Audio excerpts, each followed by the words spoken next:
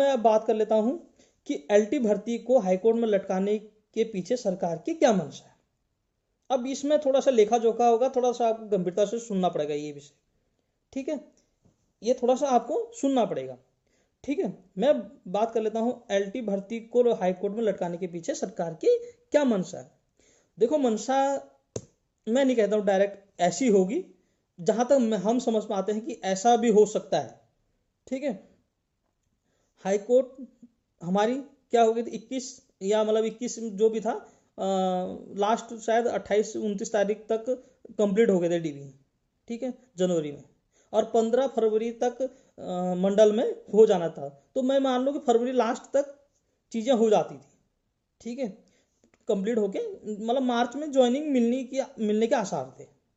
ठीक है, तो अब मैं बात कर लेता हूं कि कहीं मतलब सरकार की ये मंशा हो सकती है, मैं नहीं कहता हो सकती है कि अगर हम, ठीक है गंभीरता से सुनना, कि अगर हम सिर्फ एलटी भर्ती को सिर्फ कुछ महीने पीछे कर दें तो सरकार पर कितना वित्तीय बोझ कम हो सकता है। ठीक है, मैं कैलकुलेट कर लेता हूं। सपोज दैट मैंने आइडिया लगाया कि 1544 बच्चे थे। ठीक है, एक बच्चे को या एक टीचर को 60,000 रुपये मिलता एक महीने के लिए। ठीक है, तो 1544 गुणा 60,000, ये बनता है मेरा 9,26,40,000। ठीक, 9,26,40,000 एक महीने का, इतना वित्तीय बोझ सरकार पे पड़ने वाला था। ठीक है, अगर सरकार ने सिर्फ उसको 2-3 महीने, सिर्फ 3 महीने और डिले कर दिया। ठीक है, अब मैं नहीं कहता हूं कि सरकार की ऐसी मंशा हो ना, तो यह है कि उसमें यह भी हो सकता है भाई, कुछ भी हो सकता है कि सांप भी मर जाए और लाठी भी ना टूटे। तो क्या हुआ, एक महीने का एक महीने की कितना वित्तीय बोझ कम हुआ सरकार पे, 9,26,40,000 का। ठीक है, अगर सरकार ने 3 या 4 महीने, ठीक है 3 और 4 महीने अगर उसको थोड़ा सा लेट कर दिया, मैंने मतलब है कि उसने जो मतलब मार्च में देने वाले थे, अप्रैल मई, ठीक है, और कहीं उसने अगर जून तक लटका दिया, ठीक है, और जुलाई में दिया, ठीक है 3 महीने अगर उसने ले लिया, 3 महीने तक लटका दी भर्ती। ठीक है, जून में भी नहीं दिया क्योंकि जून में छुट्टी पड़ जाएगी, क्यों देना है, जब मई में नहीं देना तो जून में भी नहीं दे सकते हैं। ठीक है, ये लिखित है। ठीक है, तो क्या हुआ, एक महीने का खर्चा आ रहा था 1544 बच्चों के टीचरों का 9,26,40,000। इसको 3 महीने के लिए मल्टीप्लाइड बाय 3, ये बनता है हमारा 27,79,20,000 रुपए। इतना वित्तीय बोझ सरकार में कम हो सकता है। ये मैं मतलब बहुत अंदर की बातें हैं, मैं नहीं कहता हूं कि ऐसा हुआ होगा, मैं जहां तक मैं समझ पा रहा हूं ऐसा हो सकता है। ठीक है, तो इस प्रकार से ये कहीं ना कहीं वित्तीय बोझ को कम कर सकते हैं।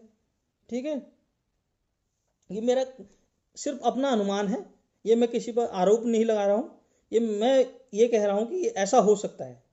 ठीक है, तो इस प्रकार से वित्तीय बोझ भी कम किया जा सकता है। ठीक, तो अब क्या है, ये चीजें थोड़ा समझने वाली थी, हमने समझी, कोई दिक्कत नहीं है। मैं आज फिर भी हाथ जोड़ के बोल रहा हूँ कि मैं किसी पे आरोप सिद्ध नहीं कर रहा हूँ, आरोप नहीं लगा रहा हूँ, किसी बच्चे पे नहीं कह रहा हूँ कि आप सही हैं हम गलत हैं। उस दिन भी मैं एक बात कह देता हूँ, जिस दिन हम गए थे आयोग में, तो उस दिन आयोग ने कहा कि भाई, अध्यक्ष साहब ने, कि भाई आपका सिलेक्शन नहीं हुआ होगा, नहीं होने के चांसेस होंगे, तब आप आ रहे हैं और बहुत सारे बच्चे हैं कि वो तो कह रहे हैं हमारा पेपर अच्छा गया है, नहीं गया। ठीक है, बहुत सारे जो आप ग्रुप्स भी बनाए थे उसमें भी बात है। मैंने कहा बात ये नहीं है कि जब रिजल्ट आएगा मेरा सिलेक्शन हुआ, सो फार सो गुड, बढ़िया है, नहीं हुआ तो भी कोई बात नहीं, पर चीज़ें जो गलत हैं वो गलत है, सही है सही है। मैंने उस समय भी मुखरता से इन प्रश्नों को उठाया था कि अगर मेरा सिलेक्शन होता भी है तब भी मैं उतनी ही मुखरता से इन प्रश्नों को उठाऊंगा आयोग के सामने कि क्यों एक विभाग उसको सिलेबस निर्धारण करता है, और क्यों क्यों उसमें आयोग उसको पेपर बनाने में उन व्यक्तियों को शामिल, उन एक्सपर्टों को शामिल नहीं करता है जिनको सिलेबस बनाने में उनको शामिल किया गया था। तो कहीं ना कहीं ये मिसमैनेजमेंट रहा है उसमें, ठीक है। तो ये बातें थी, ठीक है। तो अधिकार, अपने अधिकारों के लिए लड़ना आना चाहिए, ठीक है। चीज़ें सही होनी चाहिए, तर्कपूर्ण होनी चाहिए, चीज़ें तथ्यात्मक होनी चाहिए, तब उन चीज़ों के लिए लड़ना जरूरी है।